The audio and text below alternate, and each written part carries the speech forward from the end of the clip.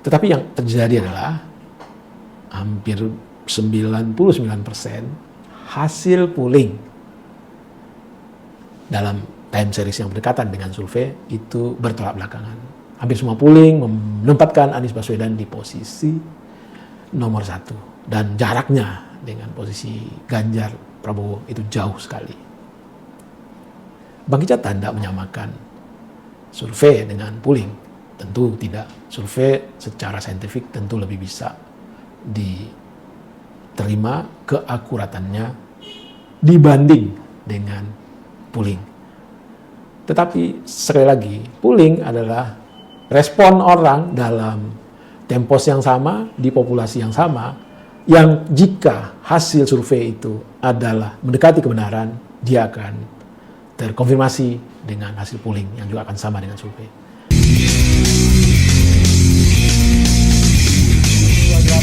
Ketemu lagi kita di channel yang penuh imajinasi, gratis, tidak bayar. Subscribe. Assalamualaikum warahmatullahi wabarakatuh. Senang jumpa lagi dengan teman-teman sobat Kicau Jelata. Apa kabar? Mudah-mudahan kita semua selalu dalam lindungan Allah Subhanahu wa taala. Menjadi orang baik itu biasa, menjadi orang biasa itu baik, tapi menjadikan kebaikan sebagai sebuah kebiasaan itu baru luar biasa. Teman-teman, semakin dekat pemilu serentak, tepatnya tanggal 14 Februari tahun 2024, jagat politik, suhu politik, iklim politik, cuaca politik di Indonesia semakin memanas. Di warung-warung kopi, di jalan-jalan, di kafe-kafe, di mana tempat, yang tua, yang muda, laki, perempuan, mulai sering kita dengar perdebatan, pembicaraan soal pemilu, soal capres, soal legislatif. Di pojok-pojok kota, di sudut-sudut pedesaan, di gunung-gunung, bahkan di sawah. Banyak kita lihat baliho-baliho berjejeran. Baliho para calon legislatif, baik itu tingkat 1, tingkat 2 maupun pusat. Orang-orang dengan wajah memelas yang dicakap-cakapin, yang diganteng-gantengin, meminta kepada khalayak ramai agar memilih mereka. Ya, itulah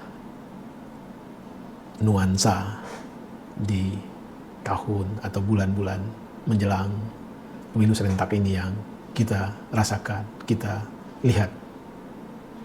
Dan Kicau Bang Kicau kali ini terkait dengan itu. Tetapi yang menjadi pemicu adalah setidaknya di grup WhatsApp pertemanan yang Bang kita ikuti hari-hari ini selalu rame dengan survei. Ya, survei persepsi publik yang dirilis oleh lembaga survei.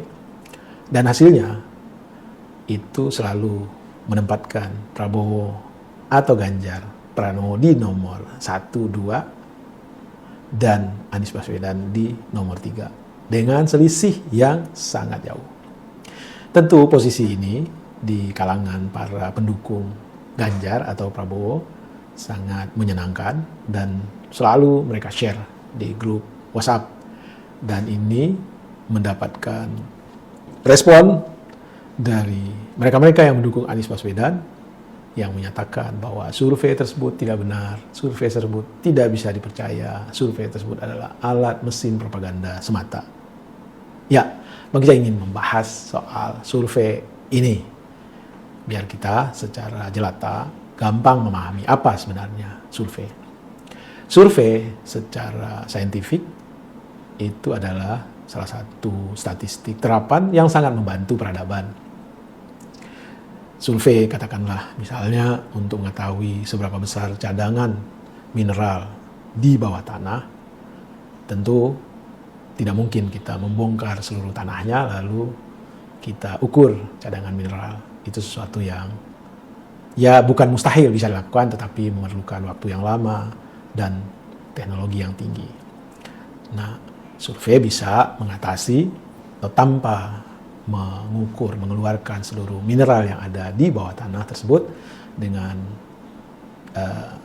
teknik-teknik tertentu, katakanlah pengambilan sampel, besarnya sampel, dan teknik untuk menentukan titik-titik sampel secara saintifik, itu bisa menghasilkan satu estimasi perhitungan yang mendekati keadaan sebenarnya dari cadangan mineral tersebut.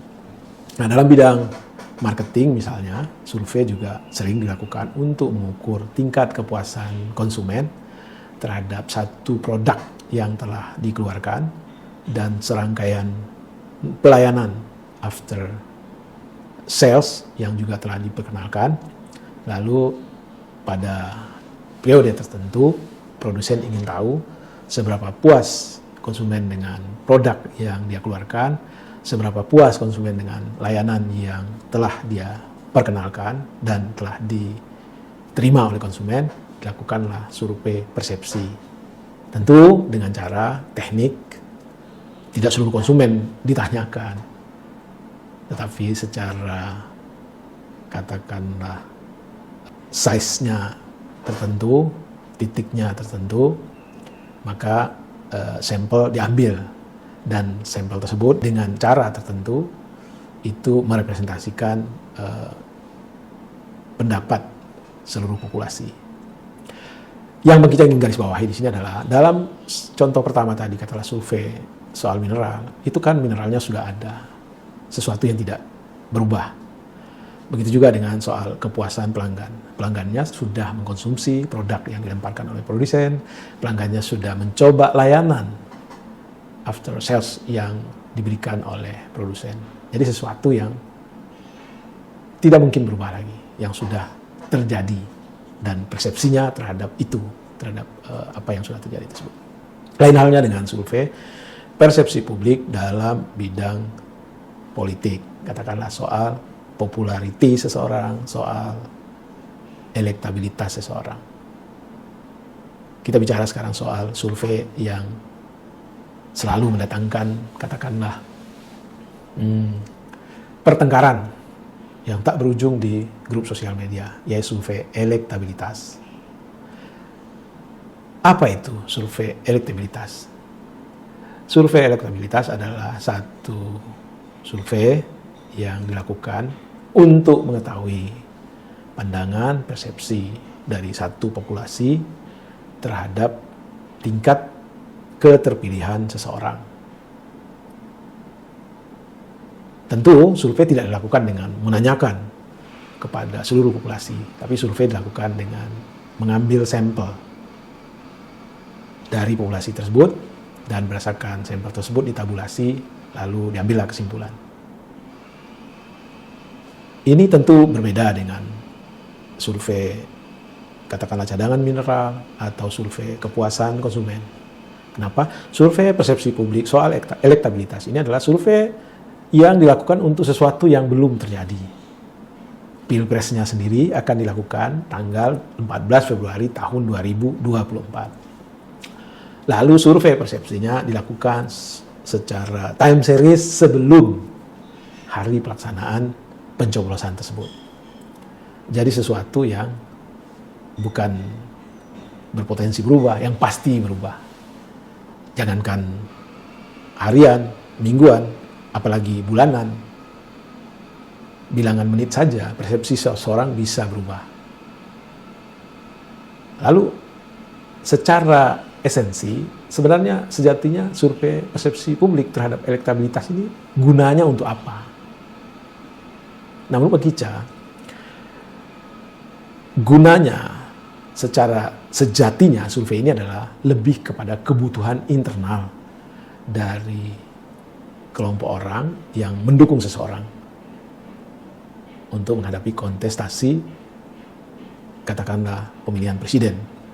Jadi misalnya Bang Kica sebagai pendukung Anies Baswedan. Lalu kelompok Bang Kica mengumpulkan uang untuk memfunding pembiayaan. Seperti apa sih tingkat keterpilihan Anies Baswedan saat ini di tengah-tengah masyarakat? Lalu Bang Kica menyewa tukang survei untuk melakukan survei. Lalu dengan kapasitas ilmu, tukang survei melakukan survei dan hasilnya akan disampaikan kepada kelompok Bang Kica. Jadi lebih kepada kebutuhan internal. Dari hasil survei tersebut, Bang Ica bisa tahu di daerah mana saja Anies Baswedan kuat, di daerah mana saja Anies Baswedan harus diperkuat. Itu dari hasil survei bisa kita ketahui. Kalau dia lemah di satu daerah, maka mungkin penetrasi, sosialisasi, kampanye, atau apapun bisa dilakukan di daerah tersebut. Tentu dengan teknik, strategi, dengan mendalami seperti apa sosial culture dari masyarakat di daerah tersebut. Itu gunanya survei persepsi publik. Lalu kalau ada survei persepsi publik terhadap elektabilitas ini dirilis sedemikian rupa di media massa, lalu diekokan oleh para buzzer-buzzer, tentu kita boleh bertanya bahwa ini bukan survei, tapi ini adalah alat mesin propaganda. Mesin propaganda yang mereka gunakan adalah apa yang disebut dengan post-truth. Bahwa kebenaran itu tidak lagi sesuatu yang given bahwa itu benar, tidak. Tapi kebenaran itu bisa diciptakan dengan mengulangi secara terus-menerus satu informasi, menyekoki katakanlah publik secara terus-menerus, berulang-ulang, maka itu akan dianggap sebagai satu kebenaran. Apalagi yang Bang Ica lihat, para tukang survei ini tidak pernah secara terbuka merilis siapa yang membiayai survei yang mereka lakukan secara time series tersebut, secara berulang-ulang tersebut. Siapa yang membiayai? Mereka tidak pernah terbuka. Ini kan luar biasa. Masa biaya sendiri? Sekali survei aja itu miliaran biayanya. Lalu yang kedua, Bang Ica juga mempertanyakan soal besaran sampel size. Yang Bang Ica lihat, rata-rata lembaga survei itu sampel size-nya itu sekitar 1.200. Dan teknik pengambilan sampel adalah stratified random sampling. Rasa-rasanya 1.200 responden amat sangat mustahil bisa merepresentasikan ratusan juta orang pemilih. Mustahil rasanya.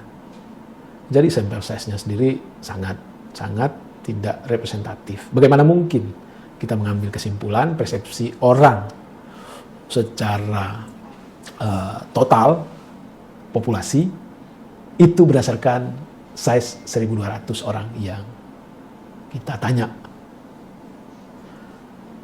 Lalu Bang Ica juga melihat bahwa ada orang-orang yang menjadi bagian dari tukang survei tersebut, itu juga di sisi lain menjadi bagian dari tim sukses dari para kontestan yang saat ini sedang katakanlah berkontestasi atau sedang bergerak menuju kontestasi. Tentu ini juga membuat kita semakin tidak percaya dengan survei yang mereka rilis. Lalu yang lainnya yang menurut Bang Ica juga agak sangat mengganggu juga gitu.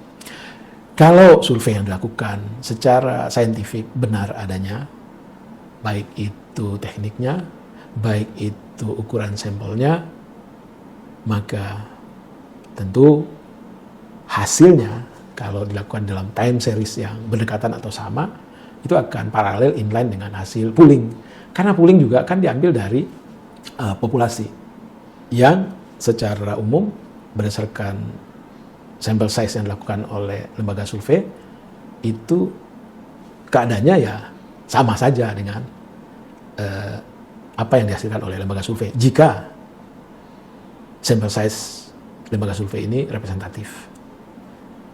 Tetapi yang terjadi adalah hampir 99% hasil pooling dalam time series yang berdekatan dengan survei itu bertolak belakangan. Hampir semua polling menempatkan Anies Baswedan di posisi nomor 1. Dan jaraknya dengan posisi Ganjar Prabowo itu jauh sekali. Bang Ica tidak menyamakan survei dengan polling. Tentu tidak. Survei secara saintifik tentu lebih bisa terima keakuratannya dibanding dengan pooling. Tetapi sekali lagi, pooling adalah respon orang dalam tempos yang sama, di populasi yang sama, yang jika hasil survei itu adalah mendekati kebenaran, dia akan terkonfirmasi dengan hasil pooling yang juga akan sama dengan survei. Jadi teman-teman, demikian kisah pendek soal survei, dan mari kita cerdas dalam menangkap, menerima setiap informasi. Jangan serahkan pilihan kita diombang-ambingkan oleh hasil survei. Wabillahi taufiq wal hidayah. Wassalamualaikum warahmatullahi wabarakatuh. Salam sehat dan bahagia.